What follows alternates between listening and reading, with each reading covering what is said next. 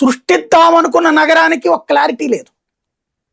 సృష్టిద్దామనుకున్న నగరం బెజవాడ, గుంటూరు, తెనాలి, మంగళగిరి, నూజివీడు, జగ్గయ్యపేట, చిలకలూరుపేట ఇవన్నీ కలిసి ఉన్నట్టా లేనట్టా? 29 గ్రామాలేనా? పోనీ ఆ 29 గ్రామాల కన్నా నువ్వు అమరావతిని నామకరణం చేసావా? అదన్నా గెజిట్ చేసావా నువ్వు? లేదే. మోసమే కదా ఇది.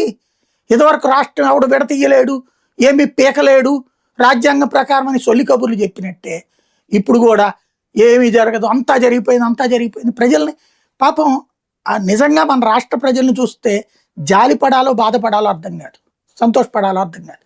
ఎందుకంటే రాష్ట్ర విభజనకు ముందు ఏం చెప్పారు?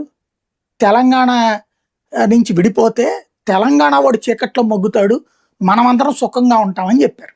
గుర్తుందే? అప్పుడు అంతకుముందు ఏమని చెప్పారు? రాష్ట్ర విభజన చేయడం ఎవడి వల్ల కాదు అని చెప్పారు. గుర్తుందే? మరి విభజన చేయడం సాధ్యం కాదని చెప్తూ విభజించారు. విభజన చేసేటప్పుడు వాడెవడు విభజించడానికి మనకేం కావాలో మనం తెచ్చుకుంటాం, పోరాడతాం అన్నారు. ఏం పీక్కొచ్చారు వీళ్ళు? హోదా పీక్కొచ్చారా? రాజధాని పీక్కొచ్చారా? నిధులు పట్టుకొచ్చారా? ఏమన్నా పీక్కొచ్చారా? మేము చేస్తాం, ఎట్లేస్తే మగాళ్ళం కాదు, లేస్తే మనుషులం కాదని చెప్తుంటారు వీళ్ళు. మనం కూడా అవునవును, మా నాయకుడు పెద్ద మగాడు, సింహం, పులి, కుక్క, ఏనుగు, పంది ఒక్కటే తప్ప మిగతా అన్ని జంతువుల పేర్లు చెప్పుకుంటారు. మావాడు సూపర్ కింగ్, మావాడు పెద్ద సింహం.